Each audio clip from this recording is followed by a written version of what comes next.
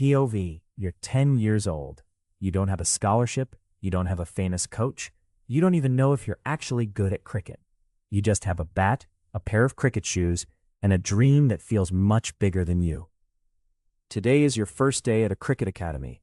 You walk through the gate. You see kids everywhere. Some are already hitting boundaries, some are bowling faster than you've ever faced. And suddenly, you feel nervous, but you step inside anyway. Because you don't know it yet, but this is where your cricket journey begins. Your first net session isn't exactly what you imagined. First ball, you miss. Second ball, you're bowled. Third ball, you somehow manage to connect. The sound of the bat hitting the ball feels different. You want to hear it again and again. Soon cricket becomes part of your routine. School in the morning, academy in the evening, batting practice, bowling practice, fielding drills, running until your legs hurt. At 10 years old, you don't care about statistics. You don't care about selection. You don't even know what your career is going to look like. You just want to play. And every day, you want to get a little better than yesterday. A year later, you finally get selected for an academy match. This feels different. This isn't practice. There are real opponents, real umpires, people watching, and for the first time, you walk out to bat knowing that someone is actually keeping score. Your heart is racing. First ball, you defend. Second ball, you swing. And suddenly, you're walking back. Out. You scored almost nothing. You sit on the sidelines watching the rest of the match. And for the first time, you understand something. Cricket isn't always going to make you feel like a hero. Sometimes, it's going to humble you. But the next morning, you're back at the academy. Because getting out didn't make you quit. It made you want another chance. At 12, something finally changes. Match after match, you're improving.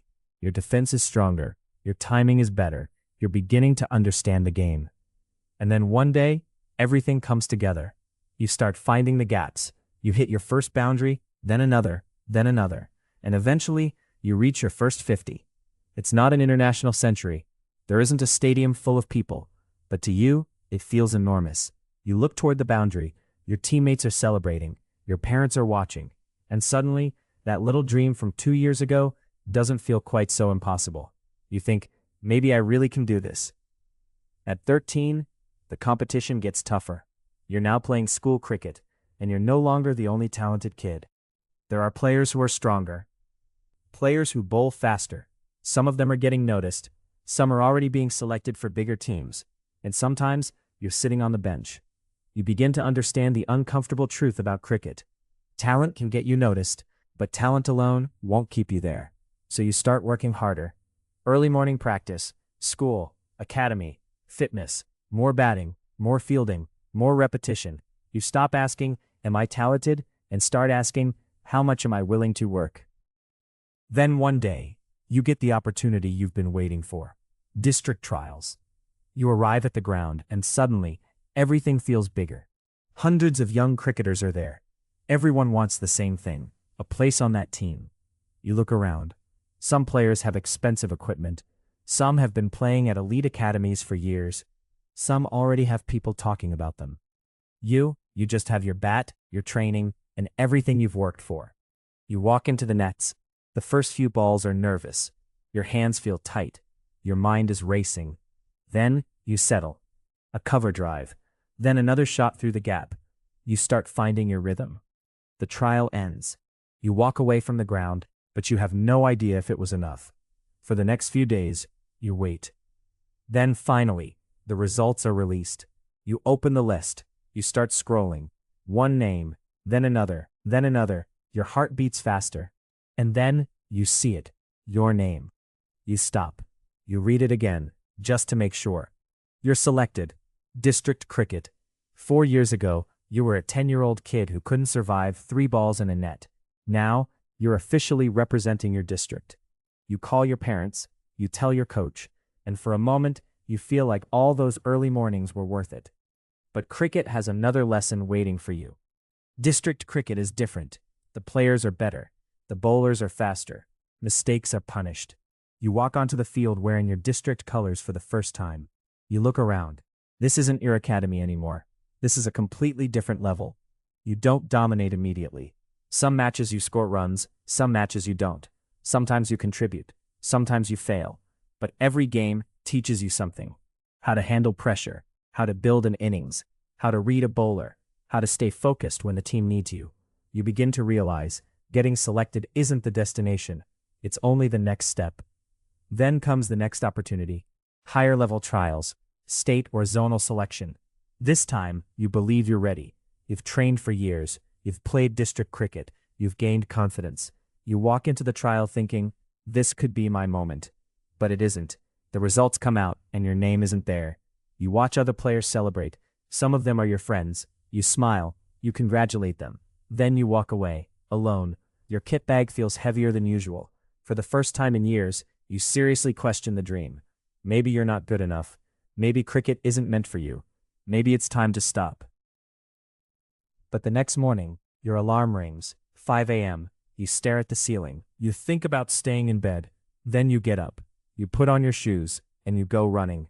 Then batting practice. Then fielding. Then fitness. Then more batting. Nobody is watching. Nobody is applauding. There is no selection list, no crowd, no camera, just you and the dream you almost gave up. And that's when you realize, sometimes the biggest moments in a cricket career happen when nobody is watching. A year later, another opportunity comes. Zonal trials. This time, you're different. You're stronger, more experienced. You've already failed once, and you know exactly what that feels like. You walk onto the ground. You don't look at the other players. You don't worry about who has the better bat. You don't think about selection. You focus on one ball, then the next. You survive the first few overs. You find your rhythm. You play the shots you've practiced thousands of times, and when the trial ends, you walk away knowing you gave everything. Now, you wait again. The same feeling as before. The same uncertainty. The same list. Approval results appear. You scroll slowly, and there it is. Your name. Selected. Zonal cricket. You close your eyes, and suddenly, you remember being 10. The tiny academy. The first ball you missed. The first duck. The first 50. The school matches. The district trial. The district jersey. The rejection. The 5 a.m. mornings. All of it led here.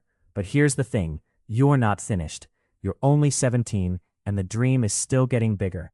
Approval. You walk onto the field, bat in hand. The ground is bigger now. The lights are brighter. The pressure is greater. But you're still the same kid who walked into that academy at 10. You just know a little more now. You know that cricket isn't about one perfect innings. It's about thousands of ordinary days when you choose not to quit. At 10, you wanted to become a cricketer. At 14, you became a district player. At 17, you reached zonal cricket. And now, you look at the field ahead of you and think, how far can I really take this? Every cricketer starts somewhere. Maybe this is where your story begins. CrickReelCo.